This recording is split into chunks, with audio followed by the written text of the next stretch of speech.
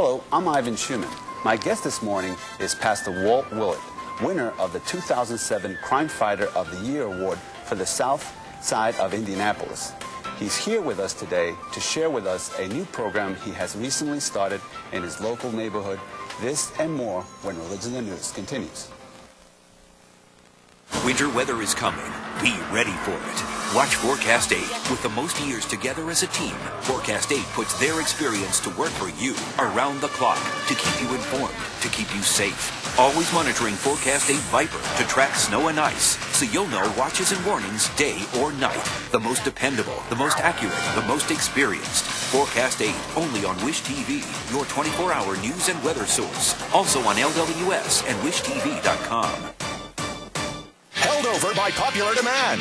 At Ray Skillman Performance Ford, get $500 cash and make no payments until April of 08. Buy any pre-owned vehicle at any Ray Skillman dealership, get $500 cash and make no payment until April 08. Shop the state's largest selection at 4 huge locations. Make your best deal. Get $500 cash and make no payment until April 08. But only through Saturday at Ray Skillman Performance Ford, Where we stock them deep and sell them cheap. And don't forget your $500 in cash. Welcome back. We're here speaking with Pastor Walt Willet of Grace Baptist Church of Indy. Good morning, Pastor Willet. Good morning, and brother. welcome to our show. Pastor, you were the awarded winner of the 2007 Crime Fighter of the Year Award for the southeast side of Indianapolis, correct? Southeast District. And now you have a new program that you're going to be sharing with us as far as building neighborhoods as well as crime fighting. Can you share a little bit about with us your church? Okay. Across the nation, God is moving people to get outside of the church and to get into the community, into the neighborhood. And He's burdened us with the same burden that we have neighbors that drive by churches but would never consider it as an option, that they need to have love of God brought to their presence. Mm-hmm. And Jesus did this when He left heaven and came to earth to live among us and to mix with us and bring God's love to us in the personal level. Okay, now you're going out into the streets and start ministering to the people directly. Instead of bringing them into a church building, you're actually walking the streets and ministering to your local neighbors. Now, what is your actual plan as far as how to make an impact there? Well, the first thing we do is we listen to our neighbors. And as we listened, 3 issues surfaced. One was crime. The second issue that surfaced was the issue of not knowing each other.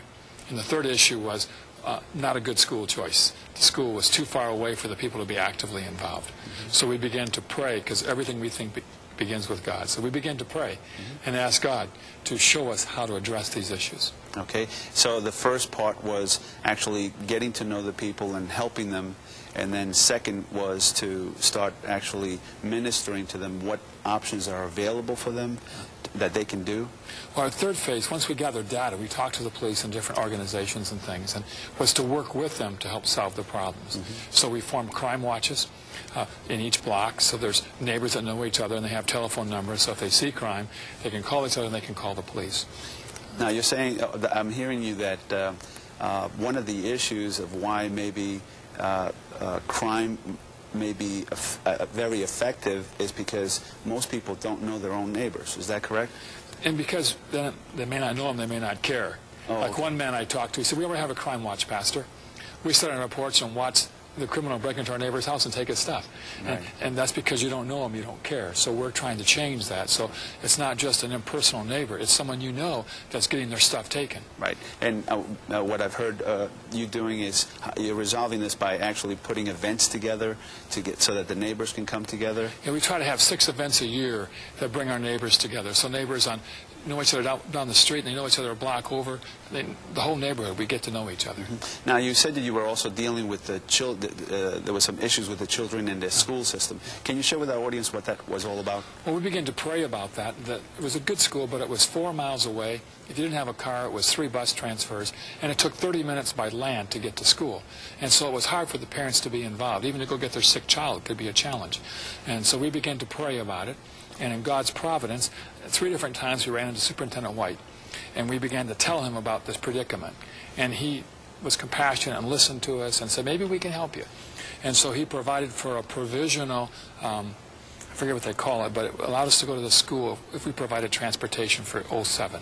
And now in 2008, that's going to actually be our school. And they'll bring buses in and take the kids to our school. It's only about 5 minutes away, and it's going to be much easier for the parents to be involved and a part of their children's education. Great. Now, one of the things that I see is that you're trying to develop neighborhood pastors in areas that are basically needed. Can you share with our audience where exactly your church planting and the houses that you're actually planting pastors at is at? We work on the near south side in what's called the Meridian Raymond Street neighborhood. And our west boundary is Meridian, our south boundary is Raymond. But our goal is to have other pastors in other neighborhoods that are a part of our church doing the same thing we're doing in those neighborhoods. Because we listen to the neighbors, the ministry in each neighborhood will be different. But so it depends upon the neighborhood what the issues are that we address and how we minister in that neighborhood. Okay, but you're doing a at location, sort of, again, it's part of leaving the church building and going directly into the streets. We live in the neighborhood. We've lived there 7 years. We've had our car broken into 4 times. We know what that's like our neighbors do. But then the Lord opened up the door for us to buy a house just around the corner from us, where my son lives there, and we use that for the basis of our outreach to our neighborhood. All right, so you basically do the outwalk and invite people to our children's home. Programs take place there. We have 4 different children's programs, but one of them is to encourage good behavior and obedience at home. That takes place there. We also have a community meeting that takes place there. And we also meet to fellowship and worship God together. Now, you're actually, if I hear you correctly, you're actually doing a lot of partnership also with the police department, with the school system. Is that something that you see in the future doing more of? Oh, we think it's critical. And the police have been just our biggest supporters. And they've given us lots of great ideas. And they've thought about this for a long time. And they've had some very tried ideas that work well. And so, true and tried ideas. So we've used those. And the school has been very supportive, and the school our kids are going to has been very open to us, and they want to bring us in, and they allow me to come to Dad's Night and different things like that. And we're also looking for partners beyond the school and the police who will come alongside and help us. The church in Kokomo brings in their youth every now and then to help mix with our youth, and the kids love it. But now, what are your current needs right now? Okay. Right now we're praying for prayer partners, and for people who will volunteer partners who will come in and help us, and for people who financial partners who will help share the cost of the ministry. As far as just getting more of this program going along. Yes. Right? And this year, Lord willing, we hope to move to our next neighborhood. So we'll have our neighborhood plus another one. Right. And then, as God enables, soon 3, then 4 neighborhoods that we're working in. So basically, it's just finding homes for pastors that are going to go in around their neighborhoods to start ministering to people, and basically finding out what their needs are, getting them connected to their other neighbors, yes. Correct, and seeing what issues they may be facing as far as their family and their school, correct? Right, and some neighborhoods are more developed. They already have associations, so we'll work with those. Some neighborhoods will need some of these things, so it just depends on the neighborhood and what they need. Okay. Yeah. Now, if our audience would like more information about your organization or your church, who would they get in contact with? Okay, they can reach me at our church phone or my cell.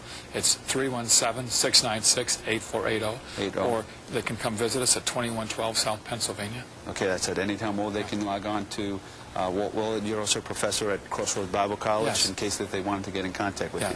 Well, Professor Willet, we just want to thank you for being on our show. We wish you much success.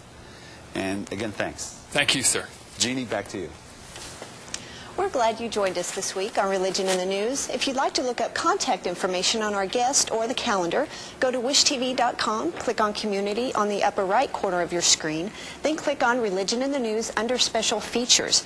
Your events can be a part of the program. Send your events to us at Wish TV, Channel 8, Religion in the News Calendar, 1950 North Meridian Street, Indianapolis, Indiana, 46202, at least 2 weeks in advance of the event.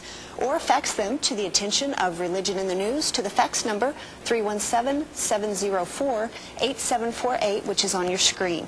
Here's our calendar. Have a great week.